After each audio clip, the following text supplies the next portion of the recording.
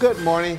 Today on Spotlight, a look at the role one of Detroit's major banks is playing in joining a team of very diverse leaders to help move Michigan and this metropolitan region forward.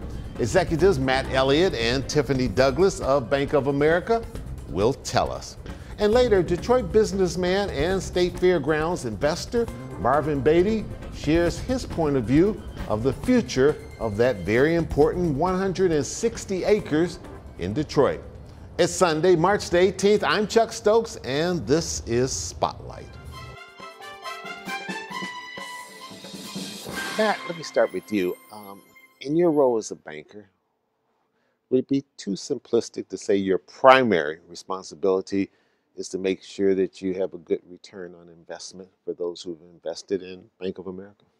Our primary responsibility is actually to fulfill our mission, which is to improve the financial lives of our clients, our customers, and our communities. If we do that right, we'll make a good return. And we've got a framework to think about that, which we can talk about in a bit. But, above all else, it comes down to the people that we take care of first and foremost. Very good. Tiffany Douglas, your primary responsibility to make sure that the money that Bank of America makes gets well invested in the community, and that name brand of BOA is a good name brand with the public. That's true, and we really take our investments seriously, Chuck. We look to invest in economic mobility for communities and families. So that could be anywhere from workforce investment for young people and career pathways to making sure that we have sustainable neighborhoods for Detroiters and the region. That helps us to make sure that we're on path for great things to come. So a lot of talk these days about where the region is, growing the region, making sure that we're competitive with other regions. The two of you get to travel a lot, in-state, out-of-state. If you're trying to sell someone on coming to Michigan or coming to Southeast Michigan, what's your best pitch? The thing I love to say, and we've heard it a lot around the region lately, is Detroit is big enough to make or small enough where you can make a difference, but big enough to matter. And we've got a lot of people here and we've got a lot of great resources that we can leverage off, but we're still a work in progress, and that's the fun part. If you want to be successful here, it's a participation sport, not a spectator sport. Okay. And Tiffany, what about the challenges? Because there are always challenges out there, and if you're entertaining someone across that table and they maybe have heard some stereotypes about this region, how do you combat that? And what's real and what's false, especially coming behind an Amazon decision where they say, not enough talent and transit doesn't work? Well, I think you, first of all, address them head on. Those are very true and real challenges. But I think you have to understand the narrative. You have to understand the history, because some people just will place us in a point in time and say, well, this is a problem, when they don't understand the bigger narrative. And if we can understand what the history is and what the narrative is, I think we can address the challenges more aggressively and make sure that everyone, like Matt said, is on. It's not a spectator sport. You got to get in the game. You can't just complain about the challenges, but what are you doing to help make a difference? As you sit with business leaders of Michigan and other organizations, what do you bring to the table? Yeah, we bring a lot to the table if we're doing our job correctly, and we think we are.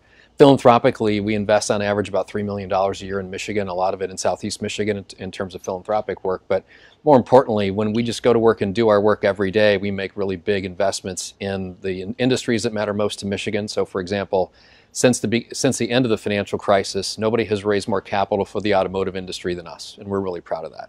And we were the second largest lender to small business in Metro Detroit last year. I know you've worked very closely with the Grow Detroit's Young Talent Program. Why is that so important? And from your vantage point, is it working? It is absolutely working. We put over 8,000 young people to work last summer in Detroit, Chuck. And I think that's critical for three reasons. One is young people have to see a future for them here in Detroit. They have to understand the anatomy of a paycheck. What does it mean to actually have value to your work? How do you find the worth in yourself? And if we're not training our young people to have a work ethic, how to get to work, what to wear, who to meet, how to engage, we are doing our businesses a severe detriment. So we're trying to make sure that the pathways to work and work readiness are available. And we all have a story about our first job. We can all remember, right? Like, I remember mine. right. Or I remember saying, why did I think I was making this much per hour, but I got this in my paycheck? Right. And so those discussions, I think, are really, really important, and it is making a difference. We'll be right back. Stay with us.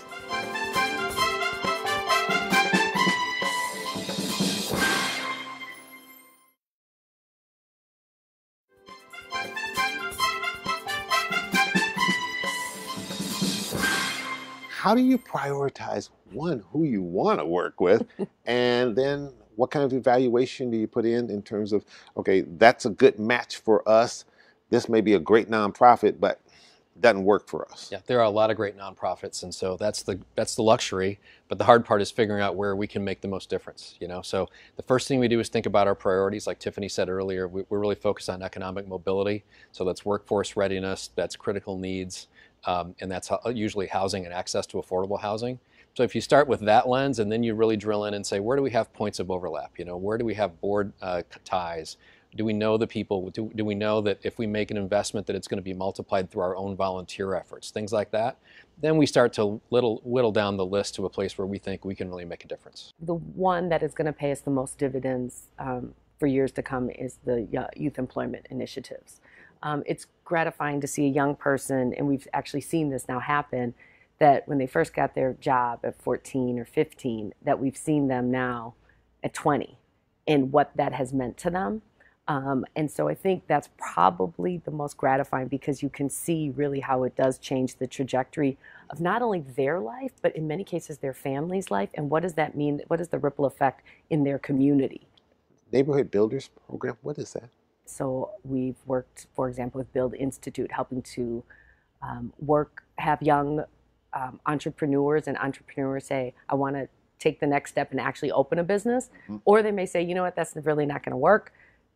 Let's rethink how you're going to go to market and go back to the drawing board. So that's Build Institute as an example. They're a high-functioning organization that receives not only the unrestricted grant, but like Harvard education for a nonprofit organization, which in many cases, organizations that are just working day to day to get the work done, the impact that they want to see are not afforded in the same way that maybe other folks are afforded in corporations. So we take our builders and we prop them up, and we give them the unrestricted grant and support them with this education over a 2-year process. And for the most part, a lot of organizations have said, we thought the grant was going to be the biggest thing, but they come out of it saying that the education, the opportunity to be in a room where they didn't have board members, volunteers, their community, their constituencies, to just talk about the challenges or the opportunities and how to do that was really gratifying and relieving, because in many cases you're always in front of somebody that you're trying to serve. So our builders are just that. They're organizations that build this community every day. Matt, when you're in the various board meetings that you're at, and you're sitting on a lot of different boards, what's the biggest concern? What's the thing that you and other CEOs talk the most about? And when you're sitting in a room with Mayor Duggan and other public leaders, what are you hearing the most from? Sustainability.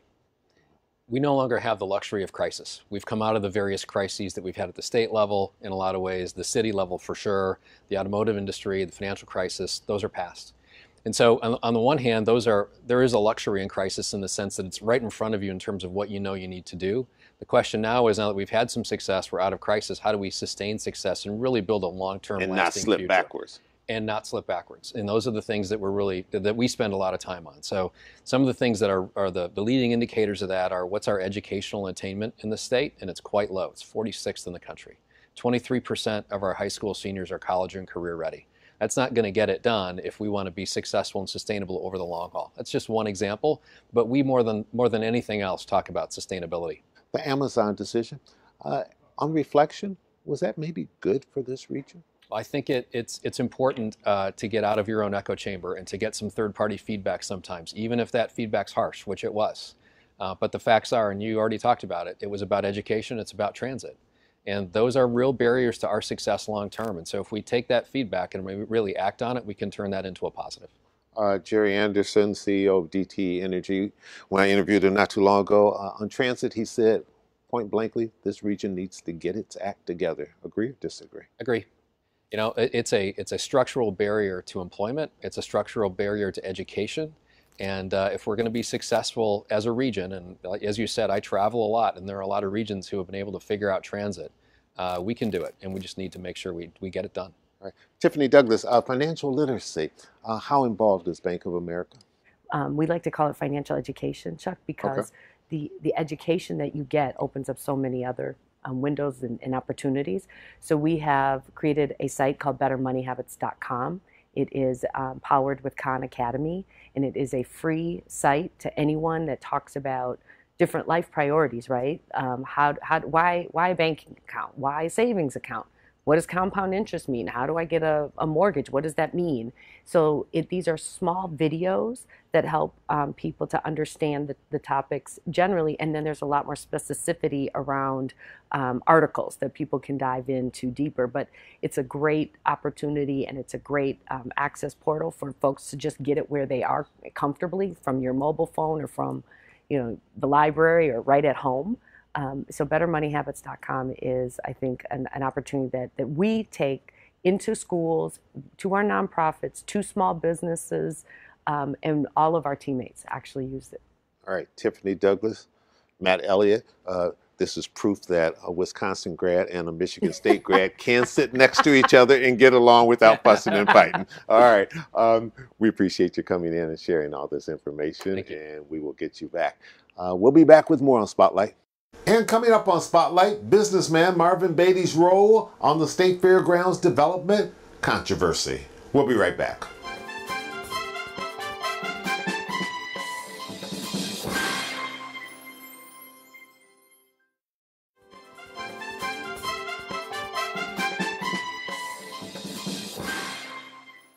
And welcome back to Spotlight. Joining me now down here at theCUBE is Marvin Beatty. He's a Detroit businessman involved in so many different things. I was looking at the different boards you sit on. Of course, you're affiliated with Greektown Casino, NAACP, Downtown Detroit Authority, Detroit Riverfront Conservancy, Music Hall, Detroit Economic Growth Corporation, Coleman Young Foundation, etc. When the heck do you sleep? Well, sleeping is a blessing. Okay. But I'm at the age now where I get my 7 hours sleep. Okay. All right. I get me 7 hours because I need to. This is about staying alive and staying healthy. All right. Well, obviously, I point that out because you're very involved with the city and the revitalization of the city from a number of different hats. I want to segue off of the interview last week on Spotlight, where we had Karen and Frank Hammer on from the State Fairgrounds Development Coalition. And if I could sum it up in a nutshell, they speculated that on the March 21st Michigan Land Bank meeting that they think there's a good chance that the city may want to take control of the 160 acres at the State Fairgrounds, and that the investment group that you've been involved with Magic Johnson and others, may toss you guys out, and it opens up the whole thing again. Your reaction? Well, the Hammer group, who has been around since the first RFP went out, for which they had a tremendous amount of ideas, but they didn't bid on it. Yeah, they clearly said that they weren't trying to develop it, but they wanted to be sort of watchdogs, so whoever got it, that it would be good for that community, surrounding community. Chuck, I'm a big part of Gateway Marketplace, which is the shopping center at 8 Mile and Woodward. Right. That was a community-based development. That's where the Myers. That's where the Myers and all of that is, and it's doing extremely successful in part because of the neighbors, the people who live in the community. So I get how important it is that a development meets the concerns and the interest and the needs of the community. We've demonstrated that we had that capability. And this development is certainly no different. There are a tremendous amount of needs: housing, education, retail, small community activities that are essential for that site.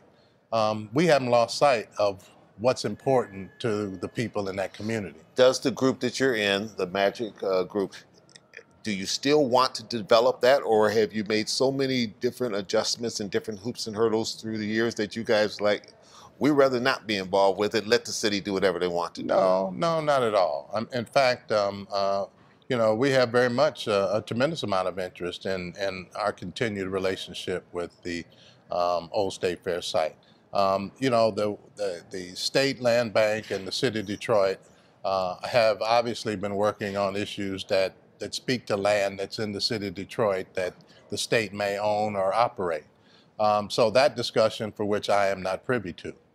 But what I am clearly understanding is that that land is going to have to be developed. And it's going to have to be developed in a way that is community-based and is focused on how do you bring the maximum number of job opportunities to that site so that it can help Detroiters along with transportation, a transportation hub that's essential going north and going south into the city. So all of those things are part of how we see this thing going forward. Now, what the city and the state does on March 21st is your guess as good as mine. Your proposal is already before them. Our proposal is been long since sets with the city.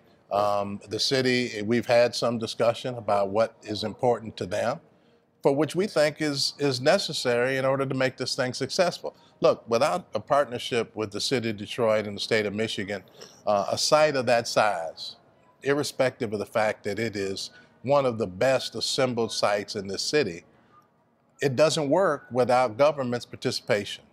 Do you feel as though the city and the state have operated in good faith with your development group? Well, you know, I think this. I think that, you know, good faith will be determined at the outcome. What's happened up to now, I think, is a lot of conversation between two parties, the state and the city, for which we as developers have not necessarily participated in, but certainly know that we have a considerable investment that we've put into that site currently, and that we will, and you know, when we get to the table to discuss it with whomever it ends up with from a standpoint of government, we'll work through that issue in order to make sure that our participation, one, is ongoing, and two, that, you know, that the city and Magic Plus become benefactors of the project. All right, we need to take a little break. We'll come right back with some more questions to Marvin Beatty. Stay with us.